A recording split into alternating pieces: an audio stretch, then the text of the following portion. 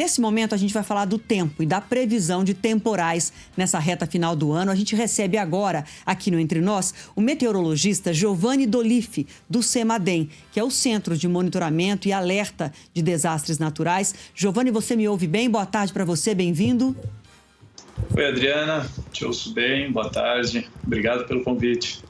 Bom, antes da gente começar a conversar, deixa só o Renan trazer para a gente aqui, Renan, um resumo do próprio CEMADEM aí, o alerta para ter possibilidade temporal agora à tarde, né? Pois é, a gente estava olhando os dados divulgados pelo próprio CEMADEM, mostrando avisos importantes, sobretudo para o sudeste do país. A gente tem, inclusive, um mapa, né, Giovanni, falando de áreas do sudeste, do estado do Rio de Janeiro, também áreas mais ao sul de Minas Gerais e também áreas de São Paulo, região metropolitana, Baixada Santista. São avisos que permanecem para hoje e também para os próximos dias de chuva forte, de complicações que podem acontecer nessas áreas, certo?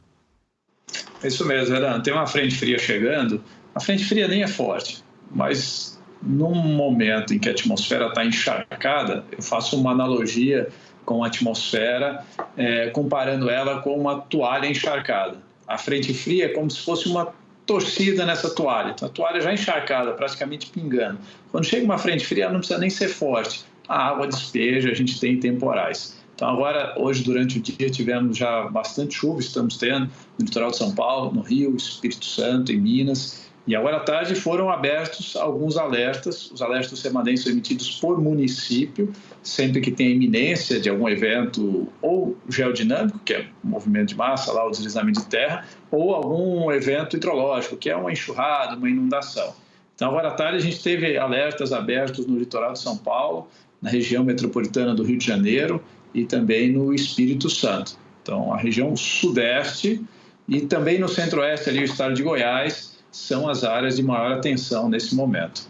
Tá. Giovanni, a gente sabe que as previsões vão mudando dia a dia, mas falando no verão, pensando na estação como um todo, sem El Niño e sem Laninha, a gente pode ter um pouco mais de tranquilidade ou podemos ter volumes muito grandes de chuva em algumas partes do país? Qual é a previsão que dá para fazer, que é possível fazer agora para essa estação do verão? Patrícia, faz todo sentido a gente falar em El Niño e Laninha, porque com frequência a gente atribui a eles alguns extremos que acontecem. Um deles, o maior que a gente teve na história do Brasil, não em número de mortes, mas em termos de impacto, que foi o do Rio Grande do Sul, em maio desse ano, que veio depois de também eventos de muita chuva em setembro e novembro do ano passado, todos eles atribuídos ao El Niño. Então faz sentido a gente trazer esses fenômenos. Mas o El Niño acabou, né? Ele se encerrou no início do ano e agora no final do ano a gente está prestes a uma laninha, mas uma laninha fraca. Ou seja, ela, ainda que se concretize, ela não traz muita influência para essa temporada de chuva, que é o verão, né? Estação chuvosa típica no sudeste, no centro-oeste e também no norte do Brasil. Portanto, em função deles, a gente não teria anomalias. Mas existem anomalias de temperatura do oceano, né? Porque o El Niño e Laninha são anomalias de temperatura no Oceano Pacífico tropical, mas existem anomalias em outros oceanos que influenciam as condições de tempo, os regimes de chuva no Brasil. E, em particular, a gente tem o Atlântico Norte tropical, muito mais quente que a média, 2, 3, em algumas regiões, 4 graus acima da média. Isso desloca os padrões de chuva, modifica esses padrões de chuva. A gente está vendo aqui no sudeste muita chuva em áreas do centro-oeste, mas no norte está chovendo pouco. Tivemos ano passado uma seca histórica, o norte vive ainda uma situação de muita seca, né? E a ausência de chuva lá favorece a concentração de mais chuva no sudeste e no centro-oeste. A atmosfera funciona de um jeito que não consegue fazer chover em todos os lugares ao mesmo tempo. Onde chove, o ar está subindo. Esse ar que sobe tem que descer em algum lugar, então em algum lugar fica mais seco. Com relação ao sul também, quando o sul está mais seco, tem mais chuva no sudeste, a gente tem tido isso, né? E aí, no verão, o que a gente espera? A gente espera que essa anomalia no Atlântico Norte traga chuva abaixo da média no nordeste do Brasil, e essa chuva abaixo da média pode pegar uma parte do sudeste.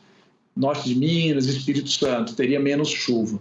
Mas o sul de Minas, São Paulo, Rio de Janeiro e boa parte do centro-oeste devem ter chuvas próximas do normal até acima do normal, o que significa muita chuva, né? Patrícia, você dizia há pouco que todo ano a gente vê essas imagens, né, de excesso de chuva causando problemas, então elas se repetem anualmente.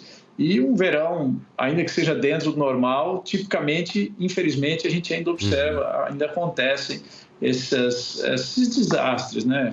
Perdas de vida e perdas materiais em função do excesso de chuva. Uma boa solução para isso seria a gente melhorar a maneira como a gente ocupa o espaço, né? Realocar as pessoas de áreas de risco, para que a gente não tenha mais pessoas em áreas de risco muito alto. Não dá para tirar todo mundo de todo risco, mas esses riscos mais extremos dá para a gente trabalhar e reduzir isso daí. Ô Giovanni, Adriana e eu falávamos aqui, enquanto ouvíamos a sua explicação, sobre a dinâmica das chuvas, né? Tivemos recentemente episódios muito severos de seca no interior do estado de São Paulo, por exemplo, né? Áreas do Cerrado, do Pantanal, no norte do país. A chuva que vem agora nessa temporada, que vai atingir algumas dessas regiões, você citou o estado de São Paulo, por exemplo, é suficiente para recuperar essas áreas que foram devastadas com os incêndios? Incluo uma outra pergunta. Com essa grande quantidade de chuva que a gente está esperando para algumas regiões do país, significa que a temperatura não vai subir tanto, não teremos um verão tão quente assim nessas regiões onde vai chover mais? Sim, Renan. Faz sentido a sua pergunta e, de fato, as temperaturas agora, novembro, dezembro principalmente, não estão tão altas como elas estavam antes de começar a temporada de chuva, né? Lá em setembro, começo de outubro, que a gente tinha aquelas fortes ondas de calor, temperaturas altíssimas. A gente teve períodos em São Paulo em que a temperatura estava 8 graus acima da média, uma coisa inimaginável, né, de acontecer, e aconteceu esse ano. Agora, em dezembro, com as chuvas, as temperaturas estão mais amenas, mais próximas da média, e os reservatórios, sim, estão se recuperando. Inclusive, a gente, lá em outubro, estava com a bandeira vermelha na conta de luz, a bandeira já passou amarelo e já saiu a bandeira amarela, né, para verde, então a gente já não tem mais um adicional. Isso porque a água que começou a entrar nos reservatórios permitiu que toda a energia necessária fosse gerada de forma hidrelétrica, podendo desligar as termoelétricas, que são as que geram energia quando a gente não consegue gerar nos reservatórios. Só que a energia termoelétrica ela é mais cara. Por isso que quando o nível dos reservatórios está baixo, a gente paga uma conta de luz mais alta. E o nível mais baixo geralmente acontece no final da temporada seca, que é lá entre setembro e outubro, até as chuvas começarem e a situação se reverter, como a gente viu agora esse ano. Para a gente concluir, Giovanni, temos um minutinho só para te fazer uma pergunta específica sobre o sistema de alerta. Vocês que ficam monitorando os riscos desses temporais, desses desastres, você acha que depois de tragédias como no litoral norte de São Paulo, no Rio de Janeiro, na região serrana do Rio, agora tudo que aconteceu esse ano no Rio Grande do Sul, houve algum avanço nos sistemas de alerta à população, a quem está de fato nas áreas de risco maior, ou a gente ainda vai entrar mais um verão, atravessar mais um verão, devendo muito um avanço nesse aspecto? Adriana, a gente pode avançar sim, tem espaço para avançar mais, mas a cada desastre a gente dá passos mais largos, né? Poderia ser, não precisar a gente ter esses grandes desastres, né? Mas pelo menos com eles a gente avança sim. O CEMADEM, por exemplo, onde eu trabalho, ele foi criado após o desastre que você citou da região serrana do Rio de Janeiro, que foi em janeiro de 2011. Então o governo federal criou o CEMADEM, que tem uma sala monitorando 24 horas, mais de 40 profissionais de meteorologia, hidrologia, geodinâmica, de desastres naturais, emitindo alertas para mais de 1.000 municípios monitorados no Brasil, mais de 3.000 sensores medindo chuva, radares meteorológicos. Então, foi um avanço grande a criação do CEMADEM e a gente vem trabalhando nesses já 13, 14 anos aí de CEMADEM. Depois da tragédia em São Sebastião, no carnaval do ano passado, o governo de São Paulo se mobilizou fortemente, contratou meteorologistas, instalou sirenes em áreas de risco, ali em São Sebastião, trabalhou para retirar pessoas das áreas de risco, né, outra ação importante, e também tem uma iniciativa no estado de São Paulo e outros estados também, para que os alertas venham no celular, independente de você precisar se cadastrar, né? Atualmente tem o 40199 que você se cadastra, recebe alertas por SMS, mas tem uma outra tecnologia mais recente que ela avisa, alerta, toca um sinal sonoro e vem um aviso em texto em todos os celulares que estejam naquela região, independente da marca, do modelo, de você ter se cadastrado ou não, né? E o desastre do Rio Grande do Sul também deixou muitas lições na maneira como a gente usa e ocupa o espaço, né, na maneira como a gente se protege da água, né? A água vai buscar o seu caminho e, eventualmente, em algum momento, os extremos se repetem, voltam a acontecer. Então, a cada desastre, a gente avança um pouco mais na esperança de que a gente consiga, a longo prazo, reduzir esses impactos que todo ano a gente observa. Nós ouvimos aqui na Band News Giovanni D'Olife, ele é meteorologista do Centro Nacional de Monitoramento e Alerta de Desastres Naturais do CEMADEM. Muito obrigado pelo esclarecimento que você faz aqui e nos acompanha. Bom Natal para você e para a sua equipe.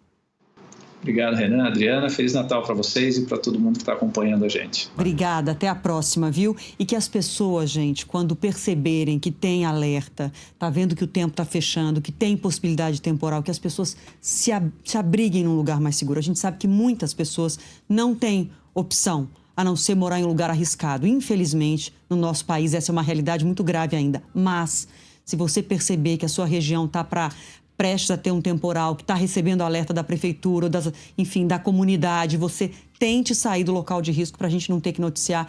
Infelizmente, cada verão a gente noticia tragédias, é o que a gente precisa evitar e, por isso, a tentativa de deixar esse alerta aqui no ar nesse comecinho de verão.